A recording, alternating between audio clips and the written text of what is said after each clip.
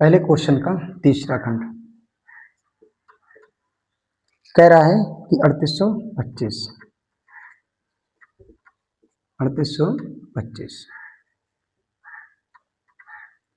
तो 3825 के हमें गुणनखंड करने हैं।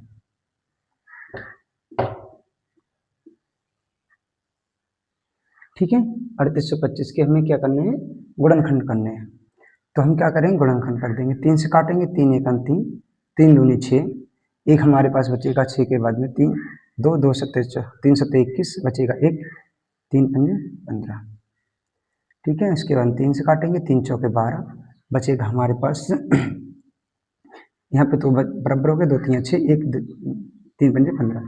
उसके बाद में अब हम काटेंगे 5 से, 5 8 40 बचेगा 25 हो जाएगा 2, 5 से काटेंगे 5 17 बार, उसके बाद में 17 से काटेंगे 17 1 17। ठीक है, तो 3825 के जो हमारे फैक्टर बने हैं, गुणनखंड बने हैं, वो बने हैं 3 गुना 5 गुना 5 गुना 17।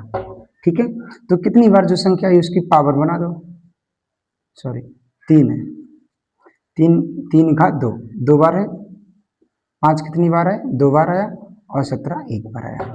ठीक है, तो ये हमारा आंसर हो जाएगा। सवाल नंबर 14 खंड देखते हैं।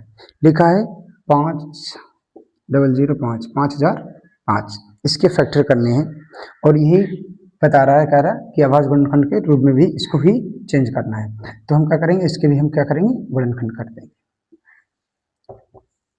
ठीक है, तो हम क्या करेंगे, 5 से काट देंगे पहले, 5 से काटेंगे, 5 एकन 5 00 5 एकन 5। ठीक है, देखो 7 से काटेंगे, 7 एकन 7 बचेगा कितना 3, और ये 30 0 उतार के यानी कि 30 बनेगा। 30 का मतलब 7 चौका 28 बचेगा 2, और 21 बनेगा, 7 21 हो जाएगा। ठीक है, तो इसके बाद में कितने से कटेगा, ये कटेगा 11 से, 11 एकन 11, 11 एकन 11, यहाँ से बचेगा 3 और 3 ये 33 हो जाएगा, 11 3 33, अब कटेगा 13 से, 13 एकन 13। ठीक है, तो 5005 यानी कि 5005 के जो फैक्टर बने हैं वो 5 बना, 7 बना है, 11 बना है और 13 बना है। ठीक है, ये इसका आंसर हो जाएगा।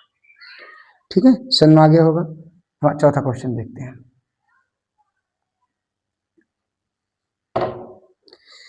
चौथा 7429 है, 7429, इसके फैक्टर बनाने हैं तो उसी तरह फैक्टर बना लेंगे, 74 से 29 के फैक्टर बना लेंगे, तरीका वही लगेगा।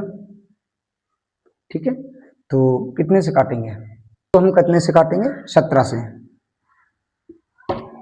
ठीक है, 17 से काट देंगे, तो 17 का पहाड़ पड़ेंगे, 17 चौके 68, 17 चौका 68 बचेगा कितना 6, और यह हो जाएगा 62, 17 तियां 51, 17 तियां 51, 51 हो और ये 62 बचेगा कितना 11, 11 यानी कि 9 तारीख 119, 17 सत्ते 119, 19 38 5 19 19 दूनी 38, 19 दूनी 38, 2 40 और 3 यानी 5 बचेगा, 19 तियां 57 हो जाएगा, 23 कटेगा, 23 से 35। तो इसके फैक्टर बनेंगे 17 गुना 19 गुना 23। ठीक है, तो इसका आंसर ये बन जाएगा। उम्मीद करता हूँ समझ में आ चुका होगा।